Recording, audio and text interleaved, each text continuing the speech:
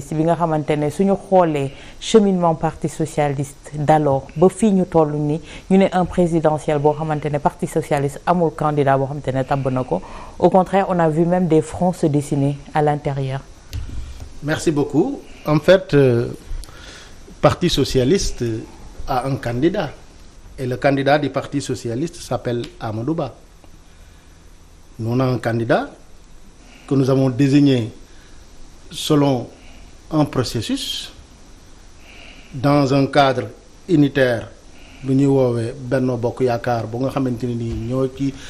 nekk di liggéey depuis 12 ans bokk également ci ñi ko créé ci ñi ko fondé ñu dem ba moment bi le président de la République ne nekkul candidat à une troisième candidature alors ñu def appel à candidature. Il y a une pluralité de candidats à la candidature de Benno Bokk Yaakaar ñun suñu wàllu bopp ñu ne le président de la République désigné na mandaté nañ la nga tànnal ñu ci candidat yooyu candidat bi nga xamante ne nii moom moo représenté wala moo présenté le meilleur profil. Président créé commission ba entendre toutes ces candidatures ñu dem ba ci à la fin ñu ne Amadou Ba la ñu tànn donc Amadou Ba c'est le candidat du Parti socialiste. Non Gallo xam nga ne yow à ton âme et conscience war nga comprendre ne Parti socialiste est-ce que war na nekk à la remorque d'une coalition Parti socialiste su ci daan bokk day fekk ñuy dem ci ay deuxième tour ñu soxla union sacrée mais tey ji Parti socialiste entité bi mu doon tey ji ngeen ne dañ leen tànnal candidat da ngeen nekk à la remorque de est-ce que loolu c'est acceptable tey ji. En fait gis nga. te parti bi leen remorqué également yéen a ko njëkk a juddu fuuf. mais justement c'est que xam nga bu ñu orienté foofu débat bi c'est-à-dire que on fausse complètement la pertinence de la perspective. Un candidat socialiste nga wax boo xamante ni nii c'est un candidat responsable du Parti socialiste alors xam nga candidat duñ ko jënd duñ ko. tabax duñ ko neexal duñ ko jay duñ ko forcer kenn damay dégg dañu nekk dans une dynamique parce que gis nga tey depuis certainement 2012 ba léegi le parti n'a pas présenté de candidat boo xamante ne soit c'est le secrétaire général du parti soit c'est un responsable du parti ñu dem 2019 yaa ngi dégg 11 instances de base et de direction d'accord ne c'est le président Macky Sall mooy sunu candidat ñu ñëwaat 2023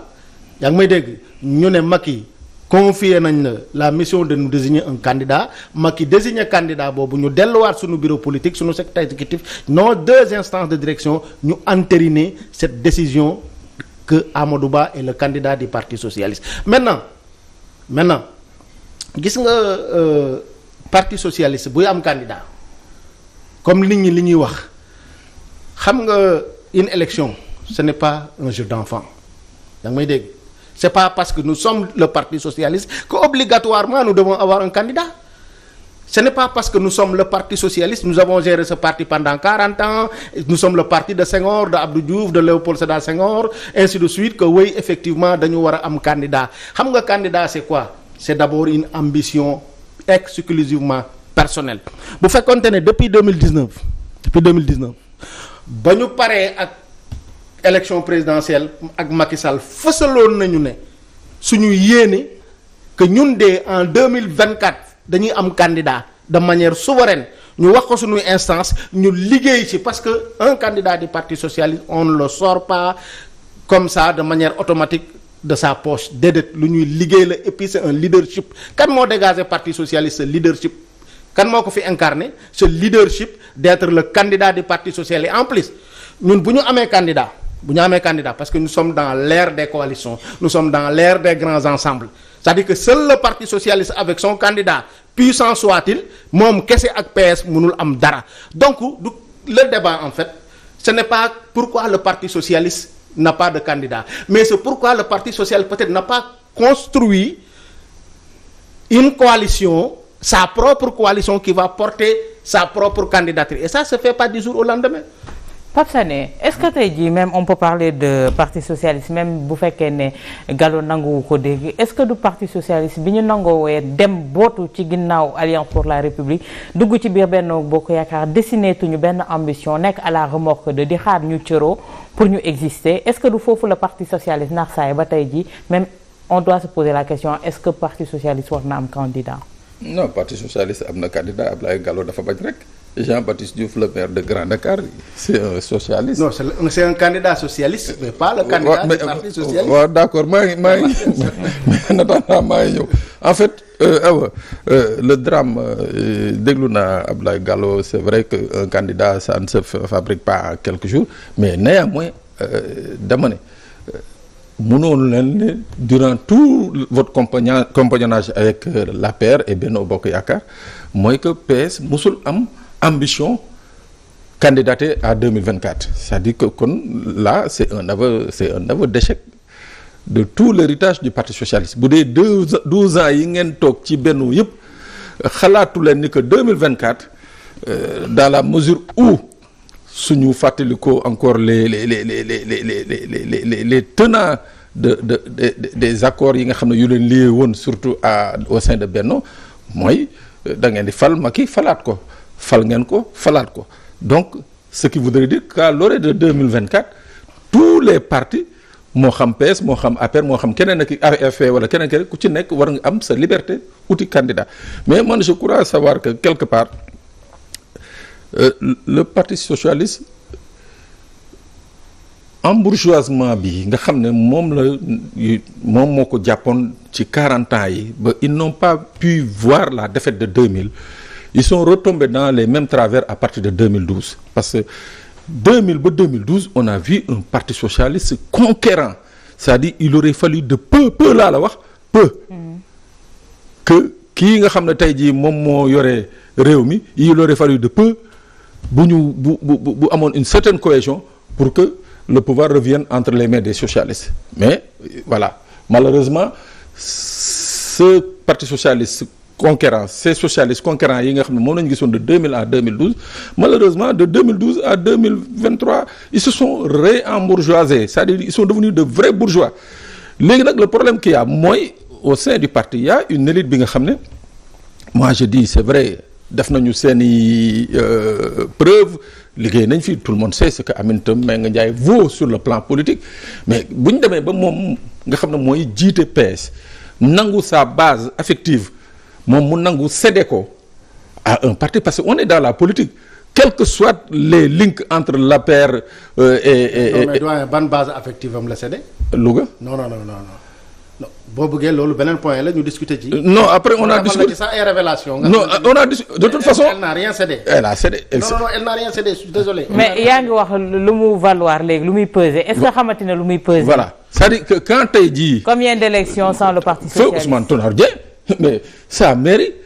boo ko doon jox lépp ci àddina mais sa mairie il allait tout le temps combattre pour garder sa mairie mais ça n'a pas été le cas de Aminata Mbengue Ndiaye. mais doit attention c'est-à-dire que mënoo aussi comparer Louga ak Nguéniène. mais en tout cas c'est une base. non d'accord non on n'en disconvient pas mais dama la bëgg a indaloon rek quelques précisions. vas-y. d'abord ci candidature du parti socialiste boobu ngeen di wax. parce que aussi quel que soit Alpha c'est une ambition légitime. et je le répète je le réitère. l'ambition du parti socialiste de reconquérir et d'exercer le pouvoir reste intact maintenant xam nga lu tax ma jël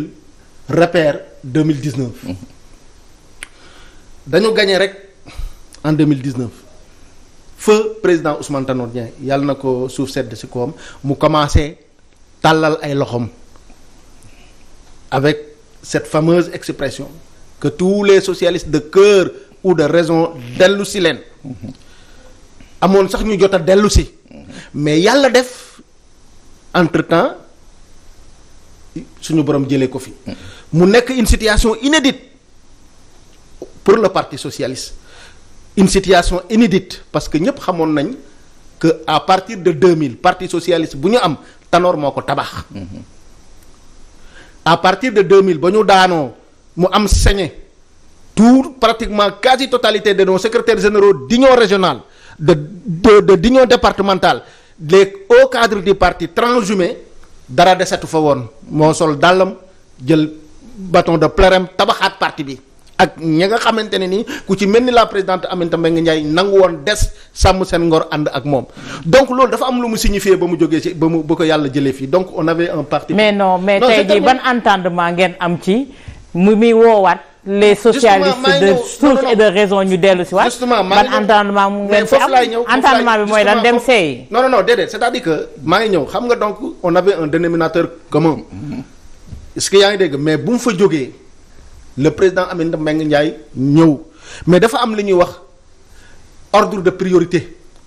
des préoccupations je dis bien ordre de priorité des préoccupations dajale waatoon njaboot bi. consolider ko def le deuil est-ce que yaa ngi dégg defaraat affaire yi comprendre nga ba parti bi mun a am une seule et unique orientation aussi surtout gérer l'unité et la cohésion de notre parti maintenant comme je l'ai dit encore une fois su fekkonte ne am na ci ñoo xamante ne nii ci biir parti socialiste parce que Aminata Mbengue Ndiaye bu fekkonte ne tey elle avait l'ambition d'être candidate à l'élection présidentielle ba mu jëlee parti bi la ciy liggéey. non wax moom may ma ñëw justement. très bien pas elle de son ambition. Voilà très bien may maa ngi ñëw. comme moom dès à présent ba mu wuutoo ndem si yàlla dafa jublu ci les tâches quotidiennes du parti yaa ngi dégg. amul ambition nekk candidatu parti bi à une élection présidentielle. donc est-ce que le parti a justement maa ngi ñëw donc raison mais le parti socialiste aussi ce n'est pas uniquement Aminata Mbengue Ndiaye. waaw mi ngi noonu. c'est pas donc ce n'est pas c'est-à-dire que bu fekkente ne on veut vraiment poser le débat. ou vouloir imposer le parti socialiste d'avoir un candidat certes c'est légitime. yaa ngi dégg mais il faut qu'on puisse situer aussi les responsabilités. d'accord mais ma ñëw rek dafa ci am des xamante ni tey ce sont des identités remarquables du parti ce sont des symboles du parti mënoon porter la candidature du parti yaa ngi may dégg à travers un large consensus à travers des concertations d'abord dès le départ en 2019 mais xëy na ils ont préféré être ministre comme li nga wax rek ils ont préféré Sambourgeoiser voilà. parce que tamit doo toog et puis li ci gën a garaaw mooy cette candidature du parti socialiste elle est agitée de part et d'autre au moment où le président Macky Sall a dit simplement qu'il n'est plus candidat. non je suis d'accord tout à fait d'accord avec toi Ablaye c'est-à-dire que man soo dégloo rek da nga d'accord ni maag yow ko da nga d'accord ak man je suis d'accord quand tu dis que effectivement une candidature ne peut pas se préparer en un laps de temps d'accord dañ koy liggéey mais je dis que déjà yow dans un aveu de